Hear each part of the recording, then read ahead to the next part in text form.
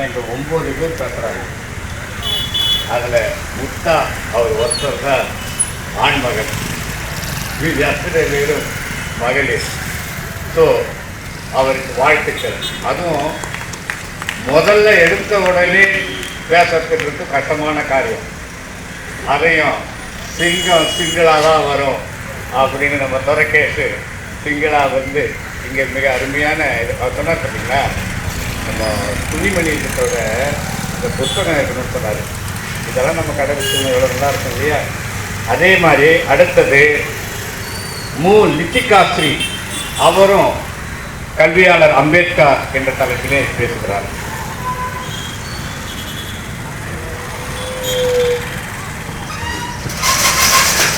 என் பெயர் லித்திகாஸ்ரீ.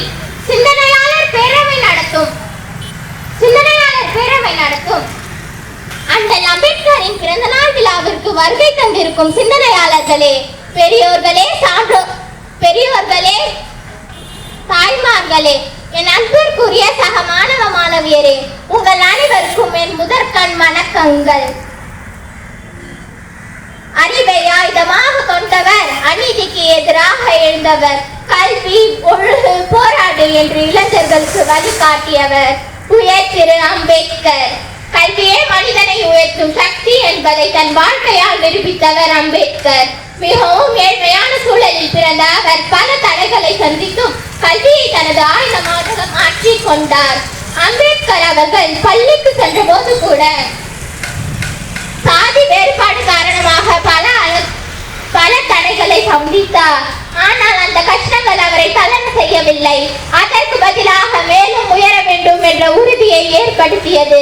அவர் இந்தியாவில் மட்டுமல்ல, வெளிநாடுகளிலும் உயர்கல்வி பெற்றார். அமெரிக்காவின் கொலம்பியா பல்கலைக்கழகம் மற்றும் இங்கிலாந்தின் லண்டன் ஸ்கூல் ஆஃப் எகனாமிக்ஸ் போன்ற இடங்களில் படித்து பல பட்டங்களை பெற்றார். இது அவரின் கல்வி பற்றிய அர்ப்பணிப்பை காட்டுகிறது. அம்பேத்கர் கூறும் ஒரு முக்கியமான வசனம், கல்வி கற்று விழிப்புணர்வு பெறு, ஒன்றிணைந்து போராட வேண்டும் என்பதை அவர் வலியுறுத்தினார். இந்திய அரசியல் அமைப்பின் தந்தை என்று அழைக்கப்படுகிறார். ஆனால் அதைவிட முக்கியமானது, அவர் ஒரு சிறந்த கல்வியாளர். ஆனால் சமத்துவமான சமுதாயத்தை உருவாக்குவதற்கான அடிப்படை கல்விதான் என்பதை அவர் உணர்கிறார். இன்றைய இளைஞர்களுக்கு அவர் ஒரு பெரிய முன்மாதிரி. எத்தனை தடைகள்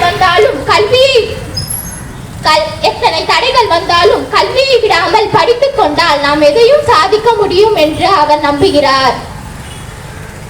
அன்பு பெருமக்களே, யாரும் பிறப்பால் உயர்வதில்லை, கல்வியால் தான் உயர்கிறார்கள் என்று அவர் நம்புகிறார். எனவே நாமும் அம்பேத்கர் வழியில் கல்வி கற்று சமூக நலனுக்காக போராடுவோம். இவ்வார்த்தைகளுடன் என் உரையை நிறைவு செய்கிறேன். நன்றி, வணக்கம்.